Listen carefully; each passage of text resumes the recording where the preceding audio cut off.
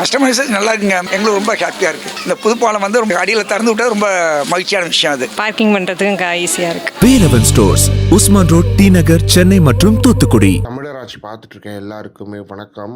சமீபத்தில் திருமாவளவன் அவர்களும் சரி, வன்னியரசு அவர்களும் சரி, பயங்கரமான சாடல் வந்து நாம் தமிழர் மேல இருக்கு அப்படின்றது ஒன்று இருக்கு. அவங்க வந்து திமுக அவங்கள பயங்கரமா தாக்கி பேசுறாங்க. ஆனா திமுக மேல எந்த தாக்குதலும் நடத்தாம நேரம் தமிழ் தேசியவாதிகள் நாம் தமிழர் கட்சி சொல்லாம நம்ம பேரை சொல்ல மாட்டாங்கன்னா, ஆனா நம்மளை தாக்கிட்டு வந்துட்டு இருக்காங்க அப்படின்றது ஒன்று இருக்கு.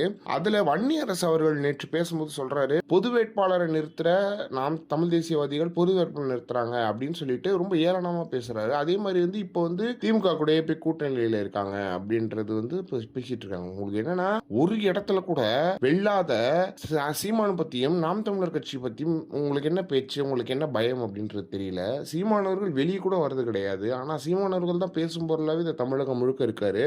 அதுல முக்கியமா விசிகால யாரா இருந்தாலும் சீமானவர்களை தான் பேசி ஆகணும் அப்படின்ற அளவுக்கு வந்து போயிடுச்சு. சீமானவர்கள் ஆட்சியில இல்ல, அதிகாரத்துல இல்ல, 4% வாக்குதான் வச்சிருக்காரு அப்படின்னும் போது நீங்க ஏன் சீமானை பார்த்து இவ்வளவு பயப்படுறீங்க அப்படின்றது தெரியல.